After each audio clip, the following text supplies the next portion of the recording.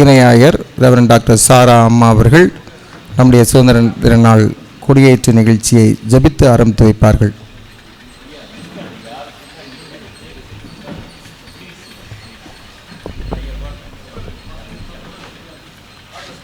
Let's all quieten ourselves, look to the Lord in prayer.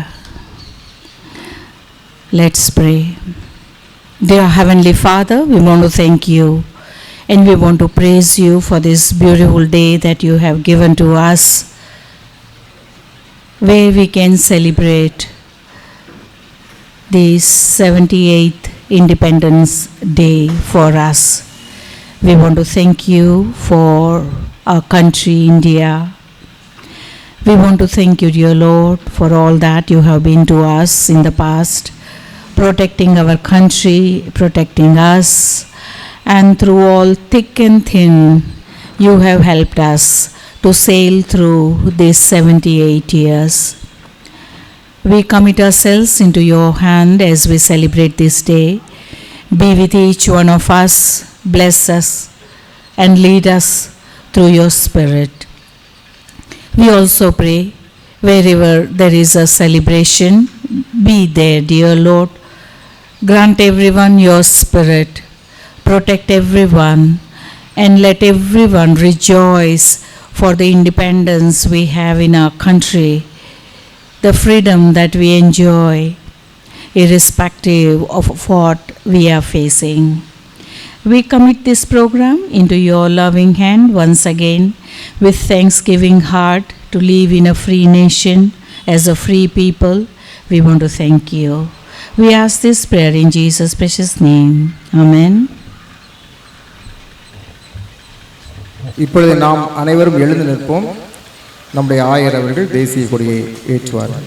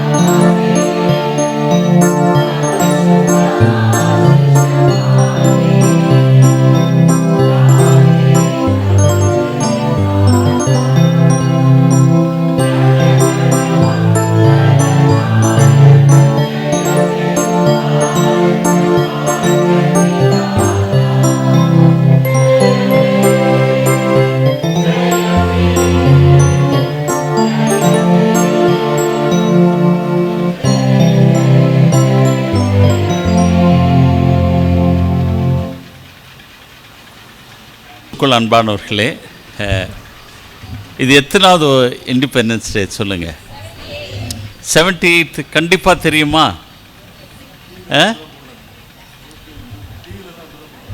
78th correct, நீங்கள் சொல்கிறது correct. சரி, இந்த சுதந்திர தின விழாவிலே வந்திருக்கும் உங்கள் யாவரையும் ஆண்டவராகிய இயேசு கிறிஸ்துவின் இனிய நாமத்திலே வரவேற்கிறோம். இந்த சுதந்திர தின விழாவிலே நாம் தேசிய கீதத்தை பாடினோம். தேசிய கீதம் எத்தனை செகண்ட்ஸ்குள்ளே பாடினோம்? 56 கரெக்ட். 56 செகண்டுக்குள்ளே இந்த நேஷ்னல் ஆந்தம் பாடி முடிக்கணும். அதுக்கு மேலே இழுத்தோன்னா அது நல்லதில்லை. அதனால தான் நீங்கள் கரெக்டாக டைம் பண்ணிங்கன்னா கரெக்டாக 56 செகண்ட்ஸில் அது பாடி முடிக்க முடியும். சரி, இந்த அருமையான நாளிலே திருச்சபையாக நாம் இந்த விழாவை கொண்டாட வந்திருக்கிறோம். ஏனெனில் நாம் இந்தியர்கள் என்பதை நாம் ஒரு நாளும் மறக்கக்கூடாது. நாம் கிறிஸ்தவர்கள், இயேசுவை வழிபடும் இந்தியர்கள், அவ்வளவுதான். மற்றபடி நமக்கும் இந்த நாட்டுக்கும் சம்பந்தம் இல்லைன்னு சொல்லி ஒரு நாளும் நம்ம நினைக்கக்கூடாது. இந்த மண்ணிலே வாழ்கிறோம். இந்த மண்ணினுடைய எல்லா விதமான குணநலங்களையும் அனுபவிக்கிறோம். எனவே நாம் இந்திய கிறிஸ்தவர்கள் என்பதை நாம் மறக்காமல் கடவுளுக்கு நன்றி செலுத்தி இந்த அருமையான நாளை கடவுள் நமக்கு தந்திருக்கிறார். இதற்காக போராடின நம்முடைய முன்னோர்களுக்காக எப்பொழுதும் நன்றி உணர்வுடையவர்களாக நாம் இருக்கும்படி கடவுள் நம்மை அழைக்கிறார். நம்முடைய எதிர்காலம் நமக்கு தெரியும். நாம் எண்ணுவது போல அல்ல. முன்பை விட நான் பள்ளியிலே படித்து கொண்டிருக்கும் சமயத்தில் விட இப்பொழுது அதிகமான பிரிவுகளை வலியுறுத்தி அரசியல் தலைவர்கள் வலியுறுத்தி வருவதை நாம் பார்க்கிறோம்.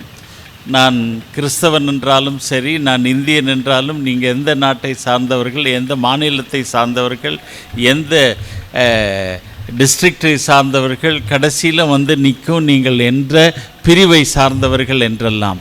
ஆனால் இதை அதிகமாக வலியுறுத்தி வரும் நம்முடைய அரசியல் தலைவர்களுக்கு திருச்சபை ஒரு மாற்றாக அமைய வேண்டும் என்பதை கூறி இந்த நாளிலே நம்மோடு இருவர் சிறப்பு உரை ஆற்ற இருக்கிறார்கள். முதலிலே நான் நம்முடைய செயலர் திரு V.S. ஜெபராஜ் ஐயா அவர்களை, அப்படியா, திரு A.S. ஜார்ஜ் ஐயா அவர்களை அழைக்கிறேன். இருவருமே நம்முடைய திருச்சபைக்காக மட்டுமல்ல, நம்முடைய நாட்டினுடைய வளர்ச்சியிலே தங்களை ஈடுபடுத்தி இருக்கிறார்கள் என்று அனைவருக்கும் தெரியும். எனவே முதலாவதாக திரு A.S. ஜார்ஜ் ஐயா அவர்களை அழைக்கிறேன். அனைவருக்கும் என்னுடைய சுதந்திர தின நல்வாழ்த்துக்களை தெரிவித்துக் கொள்கின்றேன்.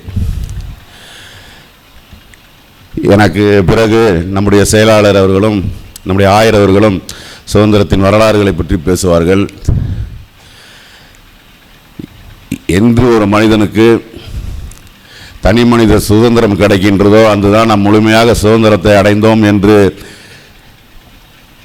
அதோடைய அர்த்தம். கடந்த ஆண்டு சுதந்திர தினத்தன்று நாம் எல்லாம் ஜெபித்தோம். நம்முடைய இந்த நாடு இருக்கின்ற நம்முடைய சுதந்திரத்துக்காக, நம்முடைய காரியங்களுக்காக ஆண்டவர் நம்முடைய ஜெபத்தை கேட்டார். இன்று எவ்வளோ ஒரு மாற்றங்கள் நடந்திருக்கின்றது. இருந்தாலும் நமக்கு முழு சுதந்திரம் கிடைக்கவில்லை. என்று ஒரு மத சுதந்திரம், ஒரு மதத்துக்குள் ஒரு அரசாங்கம் தலையிடாமல் இருக்கிறதோ அன்றுதான் நமக்கு சுதந்திரம் கிடைத்த மாதிரி. கடந்த ஒரு 2-3 நாட்களுக்கு முன்பு கூட நீங்கள் செய்தித்தாளிலே பார்த்திருப்பீர்கள். கிறிஸ்தவ இன்ஸ்டிடியூஷன் எல்லாவற்றையும் அதிலேயும் கிறிஸ்தவர்கள் மட்டும்தான் தலைமை ஆசிரியர் பொறுப்புக்கோ கரஸ்பாண்டருக்கோ வரக்கூடாது, மற்ற மதத்தினரும் உள்ளே வரலாம் என்று ஒரு தீர்ப்பு கொடுத்திருக்கிறார்கள். அது எவ்வளவு பெரிய ஒரு மோசடித்தனம்! சங் பரிவாருடைய நீதிபதிகளை வைத்து இந்த மாதிரி தீர்ப்புகள் சொல்லப்படுகிறது. அது உண்மையான சுதந்திரம் கிடையாது. சுதந்திரம் இப்பொழுது அவர்கள் நடத்துகின்ற இன்ஸ்டிடியூஷன்லே, அவர்கள் நடத்துகிற காரியத்திலே நம்மளுடைய கிறிஸ்தவர்களை அவர்கள் சேர்த்துக் கொள்வார்களா? சேர்த்துக்கொள்ள மாட்டார்கள். என்று ஒரு மனிதனுக்கு தனி சுதந்திரம், தன்னுடைய மதத்தை, தான் விரும்பிய மதத்தை அவனுக்கு எந்த விதமான தடைகளும் இல்லாமல் அந்த மதத்தை பின்பற்றுகிறானோ, அதுக்கு எந்த இடையூறும் இல்லாமல் இருக்கிறதோ அதுதான் நமக்கு உண்மையான சுதந்திரம். மற்ற உலகப்புறமான சுதந்திரம் எவ்வளவோ இருக்கின்றது. இன்று நாடு நம்ம எங்கேயோ முன்னேறி இருக்கின்றோம். நம்முடைய முன்னோர்கள் நமக்காக இந்த சுதந்திரத்தை வாங்கி கொடுத்த நம்முடைய தியாகிகள் முன்னோர்கள், அவர்களை இன்று நாம் நினைவு கூறுகின்றோம். இன்றும் ஒரு முழு சுதந்திரம் அடைய உங்களுடைய ஒத்துழைப்பு, உங்களுடைய ஜெபங்கள் தேவைப்படுகிறது. மீண்டும் உங்களுக்கு என்னுடைய சுதந்திர தின வாழ்த்துக்களை தெரிவித்து விடைபெறுகிறேன். நன்றி, வணக்கம். அனைவருக்கும் எனது சுதந்திர தின நல்வாழ்த்துக்களை கூறிக்கொள்கின்றேன். விடுதலை என்பதை விலங்கினம் கூட விரும்பும். உதாரணமாக, நாம் செல்லமாக வளர்க்கும் நாய் நாம் என்ன சொன்னாலும் செய்யும். ஆனால் கையில் நீங்கள் அதை கட்டக்கூடிய சங்கிலியை எடுத்தால் உடனே வெளியே ஓடி போய்விடும். நாய் கூட சுதந்திரமாய் வாழ வேண்டும் என்ற ஒரு விரும்புகின்ற ஒரு விலங்கினம். அப்பொழுது நமக்கு ஏன் சுதந்திரம் தேவையில்லையா?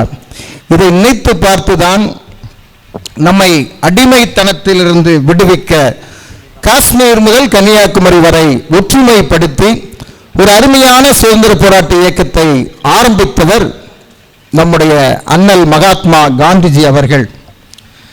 நமது இந்திய சுதந்திரம் தந்திரத்தினாலும் மந்திரத்தினாலும் உருவானது அல்ல, தேச தலைவர்களின் இரத்தத்தினால் உருவானது. சுதந்திரம் என்ற சொல்லை நாம் உச்சரித்ததுமே நம்முடைய உள்ளமெல்லாம் பூரிக்கும். அப்படிப்பட்ட ஒரு வார்த்தை சுதந்திரம், அனைவரும் விரும்பும் சுதந்திரம். உலக வரலாற்றிலே சுதந்திரத்திற்காக போராடிய அந்தந்த நாட்டு தலைவர்கள் ஆட்சியில் சுதந்திரம் பெற்ற பிறகு தலைவர்கள் தான் ஆட்சியில் அமர்வார்கள். ஆனால் இந்தியா அப்படி அல்ல. நம்முடைய சுதந்திர போராட்டத்தை தலைமை தாங்கிய அண்ணல் காந்திஜி அவர்கள் ஆளும் பொறுப்பிற்கு அவர் வரவில்லை. அன்றைய தினம் அவர் டெல்லியில் கூட இல்லை. இது வரலாறு. எப்படிப்பட்ட ஒரு பொதுநலத்தை கூடிய தலைவர்கள் நம் மத்தியில் இருந்தார்கள் என்பதை நாம் சிந்தித்து பார்க்க வேண்டும். பெருந்தலைவர் காமராசர் 2 முறை பதவி தன்னை தேடி வந்தது. அவர் ஆட்காட்டியவர்கள் தான் பிரதமரானார்கள். இந்த விடுதலை நாள் விடுமுறை நாள் என்று எண்ணிவிடாதீர்கள். தேசத்திற்கு விடுதலை பெற்று தந்த வீரர்களை நினைவு கூறும் நாள். இன்றைய இளைஞர்களிடம் தேச விடுதலைக்கான தலைவர்களை பெயர்களை சொல்லுங்கள் என்று சொன்னால் அவர்கள் பதில் தெரியாது என்றுதான் வரும். எனவே தலைவர்களை நினைவு கூறும் நாள் என்றேன். மரணத்தை மகிழ்வோடு முத்தமிட்டவர்கள் நம் தேச தலைவர்கள். ஜாலியன் வாலாபாக்கிலே 1000 பேரை கொன்று குவித்த ஜெனரல் ஓ டயர், அவனை 21 ஆண்டுகள் கழித்து அவன் வாழ்ந்த இங்கிலாந்து நாட்டிலேயே போய் நேருக்கு நேர் சுட்டு கொன்றவன் உத்தம் சிங். அவனுடைய வீரத்தை நாம் நினைவு கூறுகின்றோமா? தேசத்திற்காக பக்தியாய் வாழ்ந்த பகத்சிங், அவனை நாம் நினைவு கூறுகிறோமா? தேசபக்தியை நினைத்து பாருங்கள். ஜெய்ஹிந்த் செண்பகராமன், அவன் ஹிட்லரிடம் நேரடியாக சென்று, நீ எழுதிய வரலாற்று புத்தகத்தில் ஒரு திருத்தம் தேவை. ஹிட்லர் அப்படி என்ன எழுதினான் என்றால், இந்தியாவிற்கு சுதந்திரம் பெறுவதற்கு தகுதியுள்ள நாடு இல்லை என்று எழுதினான். நீ அதை திருத்து, இந்திய தேசம் தகுதியுள்ள நாடு என்று எழுது என்று நேரடியாக ஹிட்லரை பார்த்து பேசியவன் ஜெய்ஹிந்த் செண்பகராமன். எத்தனையோ பேர் வீரத்தை நாம் சொல்ல முடியும். காந்திஜி, நேதாஜி, நேருஜி, வல்லபாய் பட்டேல், அம்பேத்கர் ஆகியோரை நினைவு கூறும்போது தென்னிந்திய தலைவர்களை நினைவு கூற மறந்துடாதீர்கள். வ.உ.சி., சுப்பிரமணிய சிவா, பாரதி, தீரன் சின்னமலை, கொடிகாத்த குமரன், வாஞ்சிநாதன், வீரபாண்டிய கட்டபொம்மன், மருது சகோதரர்கள், பூலித்தேவன், அஞ்சானஞ்சன், அழகுமுத்துக்கோன், பிற சத்தியமூர்த்தி, பெருந்தலைவர் காமராசர், கக்கன். ஏன் நாம் பெண் விடுதலை வீரர்களை நாம் நினைப்பதே இல்லை? இந்தியாவிலேயே முதல் இந்திய பெண் போராளி சிவகங்கையை சார்ந்த வேலு நாச்சியார், அவர்களை நாம் நினைத்து பார்க்கின்றோமா? கடலூர் அஞ்சலை அம்மாள், ருக்மணி லட்சுமிபதி, சுந்தராம்பாள், தில்லையடி வள்ளியம்மை, டாக்டர் அம்புஜத்தம்மாள், மூவலூர் ராமாமிர்த முத்துலட்சுமி ரெட்டி ஆகியோர் வெள்ளைக்காரனை விரட்டியடித்த இந்திய மண்ணின் தென் தேசத்தின் வீராங்கனைகள். நாம் நினைக்கின்றோமா? காமராசர் குறித்து எத்தனை பேருக்கு தெரியும்? பெற்ற தாயை விட தேசத்தை அதிகமாக நேசித்தவர் காமராசர். பெற்ற தாய்க்கு பிரியத்தை மட்டும் கொடுத்துவிட்டு இந்திய தாய்க்கு தன் இதயத்தையே கொடுத்தவர் காமராசர். காமராசரின் தாய் மரித்து விடுகின்றார். ஈமச்சடங்கு செய்யும் நிகழ்ச்சி நடைபெறுகின்றது. ஈமச்சடங்கு செய்யும் போது வெட்டியான் தட்சணையை கேட்கின்றான். அது அவனுடைய வழக்கம். அப்படி தட்சணையை கேட்கும் போது காமராசர் தன் பையை தேடுகின்றார். அதிர்ச்சி அடைகிறார். 1 பைசா கூட அந்த ஈமச்சடங்கு கொடுப்பதற்கு அவர் கையில் இல்லை. உடனே பக்கத்தில் இருந்தவன் 10 ரூபாய் எடுத்து போடுகின்றான். அவன் அதை திருப்பி கொடுத்து விடுகின்றான். வெட்டியான் அவன் ஒரே ஒரு வார்த்தை சொன்னான், என் தலைவர் காமராசரிடமிருந்து ஒரு அணா கூட நான் வாங்கியிருந்தால் அது என் வாழ்நாள் முழுதும் பொக்கிஷமாய் வைத்திருப்பேன் என்று சொன்னான். அப்படிப்பட்ட எளிமையில் இருந்த ஏழை தலைவர்களை பெற்று நாடு நம்முடைய நாடு. இன்றைய தினம் நம் தலைவர்கள் எப்படி இருக்கின்றார்கள் நினைத்து பாருங்கள். நம் நாட்டில் தினமும் தியாகம் செய்த இருவரை நீங்கள் மறந்து விடாதீர்கள். ஒருவர் நம் நாடு சுத்தமாக இருக்க வேண்டும் என்பதற்காக நம் வீதிதோறும் வந்து சுத்தம் செய்யும் தூய்மை பணியாளர். தூய்மை பணியாளரிடம் வாய் திறந்து பேசுங்கள், அவர்களது பணியை வாழ்த்துங்கள். இன்னொருவர் நாம் இரவு தூங்குவதற்காக தான் விழித்திருந்து நம் நாட்டின் எல்லையை பாதுகாக்கும் ராணுவ வீரர்கள். இருவரையும் நினையுங்கள், ஜெபியுங்கள். வயநாடு சுடுகாடான போது வாழும் நாடாக மாற்ற உதவினமே, அதுதான் நம்முடைய தேசப்பற்று. இன்றைய இந்தியனுக்கு மற்றொரு சுதந்திரம் தேவைப்படுகிறது. கை அடக்க கைபேசிக்கு ஒட்டுமொத்த இந்தியனும் நாம் அடிமையாகி விட்டோம். இதிலிருந்து நமக்கு மற்றொரு சுதந்திரம் தேவைப்படுகிறது. நம் தேச தலைவர்கள் அடிபட்டு உதைப்பட்டு வதைப்பட்டு சிறைப்பட்டு சிரமப்பட்டு இரத்தம் சிந்தப்பட்டு பாடுபட்டு கஷ்டப்பட்டு நமக்காக இஷ்டப்பட்டு வாங்கி தந்த சுதந்திரத்தை நாம் என்றும் பேணி பாதுகாப்போம். நன்றி. ஜெயஹிந்த்.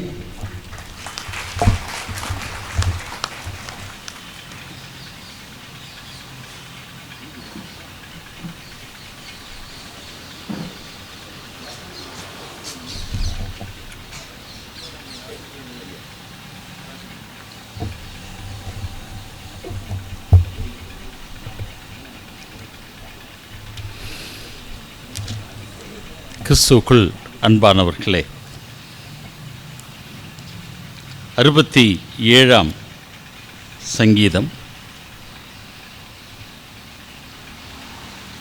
தேவனே, பூமியில் உம்முடைய வழியும் எல்லா ஜாதிகளுக்குள்ளும் உம்முடைய இரட்சண்யமும் விளங்கும்படியாய் தேவரீர் எங்களுக்கு இறங்கி எங்கள் முகத்தை உங்கள் மேல் பிரகாசிக்க பண்ணும். தேவரீர் எங்களுக்கு இறங்கி எங்களை ஆசீர்வதித்து உம்முடைய முகத்தை எங்கள் மேல் பிரகாசிக்க பண்ணும். 67ஆம் சங்கீதத்தை நாம் பலமுறை வாசித்திருக்கிறோம். இந்த சங்கீதக்காரனுடைய ஒரு ஜெபம் என்று இந்த சங்கீதத்தை நாம் பார்க்கலாம்.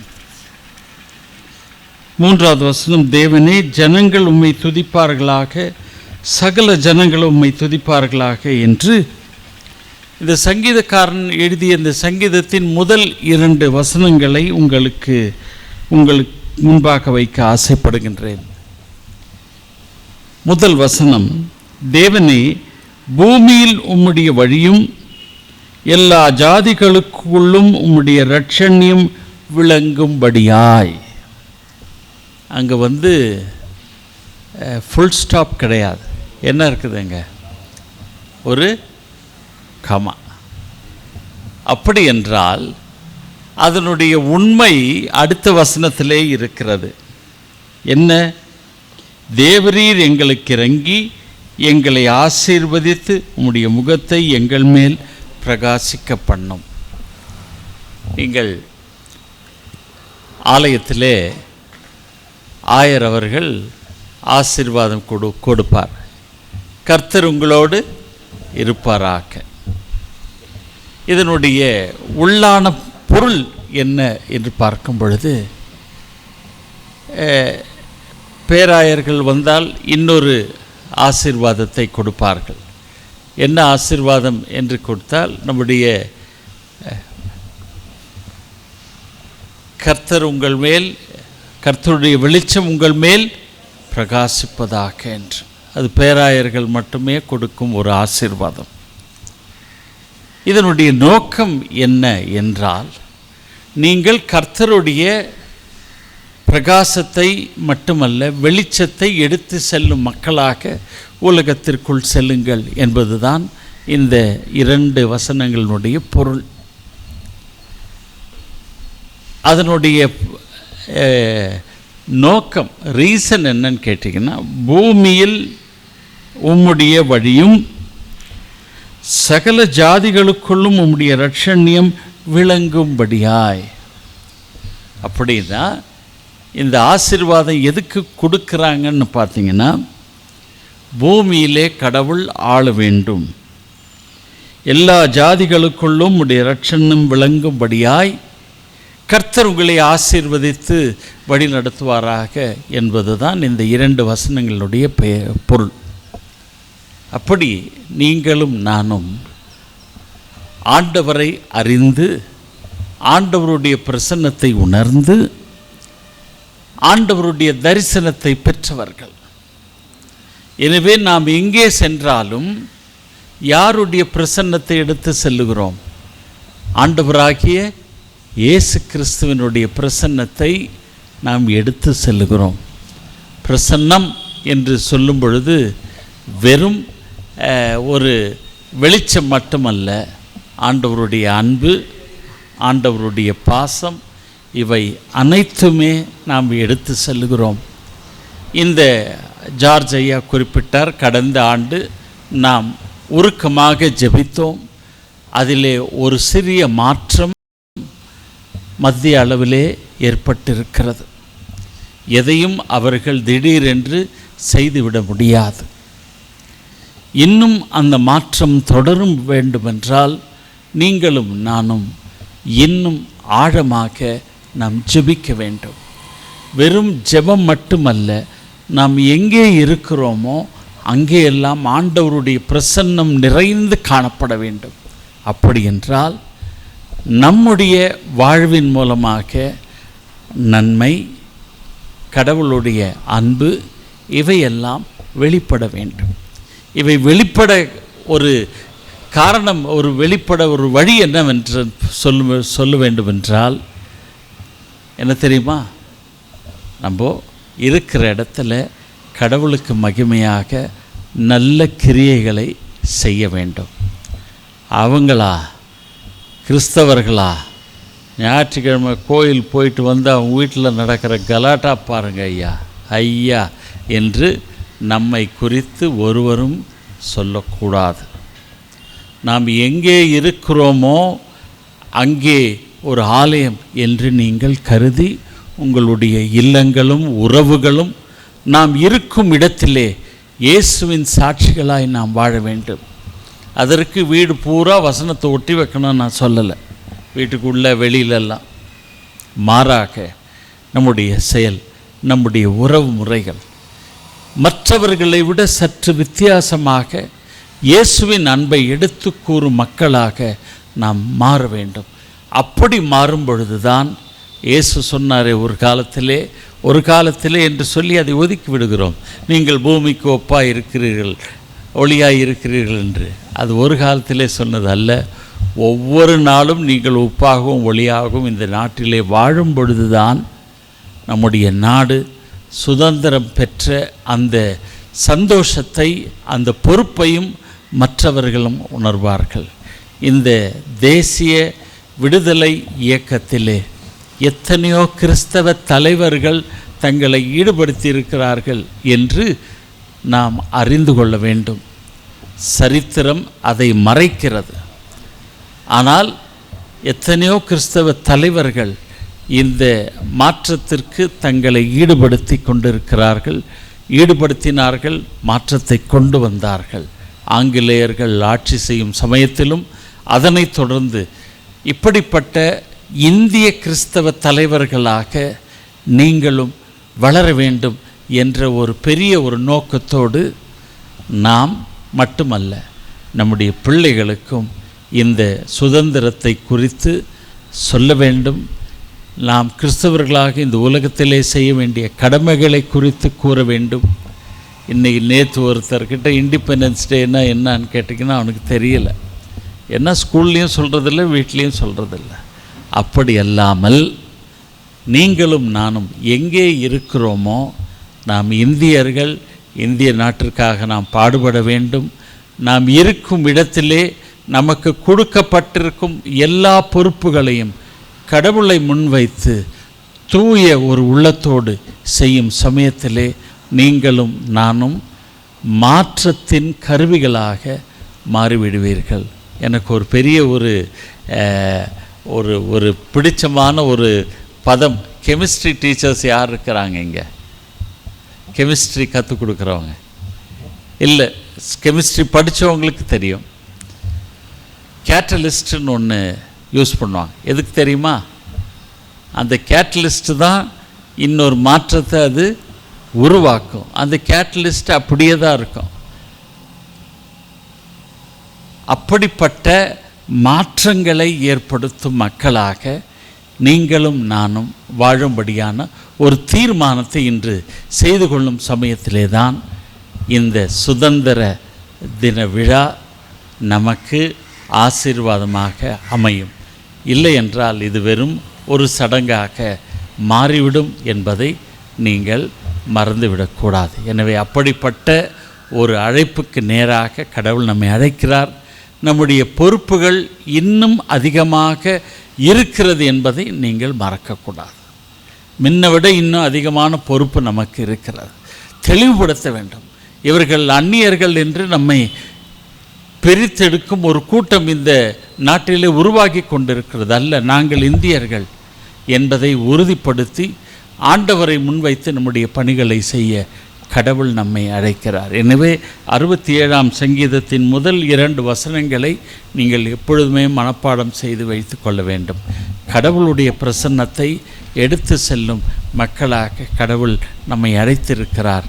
நான் இருக்கும் இடத்திலே அவருடைய பிரசன்னம், அவருடைய அன்பு, அவருடைய பாசம் வெளிவர வேண்டும் என்ற ஒரு நோக்கத்தோடு செயல்பட கடவுள் உங்கள் ஒவ்வொருவரையும் ஆசீர்வதித்து வழி நடத்துவாராக.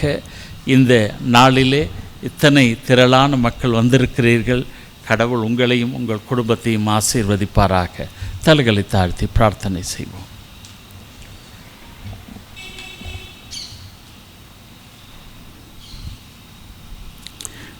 நேசிக்கும் எங்கள் நல்ல ஆண்டவரே, தர்மையான நாட்டின் குடிமக்களாக எங்களை நீர் ஏற்படுத்தி இருக்கிறீர். இந்த நாட்டின் சுதந்திரம் பெற்ற குடிமக்களாக நாங்கள் பாடுபட உழைக்க எங்களுடைய முன்னோர்களுடைய தியாகத்தினால் இந்த சுதந்திர பரிசை நாங்கள் பெற்றிருக்கிறோம். இதை ஒரு நாளும் நாங்கள் தவறாக பயன்படுத்தாமல் இந்த நாட்டினுடைய வளர்ச்சிக்காகவே நாங்கள் பாடுபட எங்களை நீர் உற்சாகப்படுத்தும். குறிப்பாக ஆண்டவரே, இந்த சுதந்திரத்தை குறித்து நாங்கள் மட்டுமல்ல, எங்களுக்கு பின்வரும் சந்ததியரும் இதை அறிந்து கொள்ளத்தக்கதாக நாங்கள் அவர்களுக்கு இதை குறித்து எடுத்து கூறும் ஒரு நாளாக இந்த நாளை நாங்கள் பயன்படுத்த நீர் கிருபை தாரும். இந்த நாளிலும் வந்திருக்கும்படி அடியார்கள் ஒவ்வொருவரையும் ஆசீர்வதியும். ஒவ்வொருவரையும் ஆண்டவரே அவர்களுடைய குடும்பங்களையும் நீர் ஆசீர்வதித்து வழிநடத்த நாங்கள் செபிக்கிறோம். குறிப்பாக ஆண்டவரே, இந்த நாளிலே எங்கள் நாட்டின் தலைவர்களை உடைய சமூகத்திலே படைக்கிறோம். ஒவ்வொரு மாநிலத்தை வழிநடத்தும் தலைவர்களை உம்முடைய சமூகத்திலே படைக்கிறோம். மக்கள் பிரதிநிதிகளாக பல்வேறு தலைவர்கள் இருக்கிறார்கள். அவர்களையும் உடைய சமூகத்திலே படைக்கிறோம்.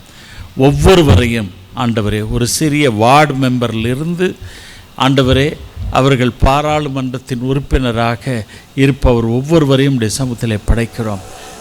ஒவ்வொருவரையும் ஆசீர்வதித்து ஆண்டவரே தங்களுடைய பணியை சிறப்பாய் செய்ய நீர் அவர்களோடு இடைப்பட நாங்கள் செபிக்கிறோம். இந்த நாடு ஆண்டவரே வளர்ச்சியை நோக்கி செல்லக்கூடிய ஒரு நாடாக அமையவும், இந்த வளர்ச்சியிலே ஆண்டவரை பின்தங்கி இருக்கும் ஒவ்வொருவரையும் முன்னேற்றக்கூடிய ஒரு தரிசனத்தோடு அரசும் நாங்களும் செயல்பட அந்த சுயநலத்தை எங்களிலிருந்து எடுத்து விடும்படியாக நாங்கள் செபிக்கிறோம். நாடு வளரும்படியாக ஒவ்வொரு குடிமகனும் வளர நீர் எங்கள் ஒவ்வொருவரையும் உற்சாகப்படுத்தும்படி இரட்சகரும் மீட்பருமாகிய இயேசு கிறிஸ்துவின் மூலமே வேண்டிக் கொள்கிறோம் எங்கள் ஜீவனுள்ள பிதாவே. நம்முடைய ஆண்டவராகிய இயேசு கிறிஸ்துவின் கிருபையும் பிதாவாகிய தேவனுடைய அன்பும் பரிசுத்தாவின் ஐக்கியமும் நம் அனைவரோடும் இப்போதும் எப்போதும் இருப்பதாக. ஆமேன். நாம் யாவரும் எழுந்து நிற்போம்.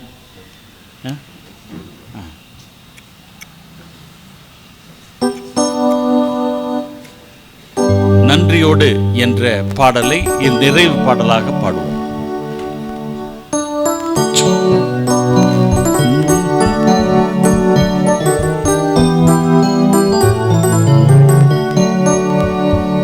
நன்றியோடு நான் துதி பாடுவேன் எந்த நேசுராஜனே,